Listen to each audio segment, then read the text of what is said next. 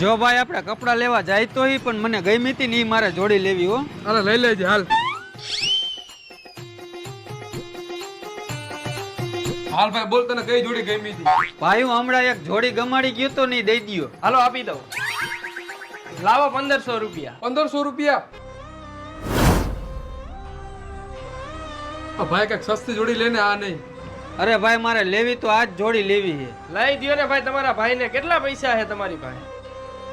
અરે ભાઈ ખાલી મારી પાસે 500 રૂપિયા જ છે. અરે કાંઈ વાંધો નહીં ભાઈ, હું બીજામાંથી પૈસા કમાઈ લઈશ. આ લઈ જાવ તમે 1500 વાળી જોડી.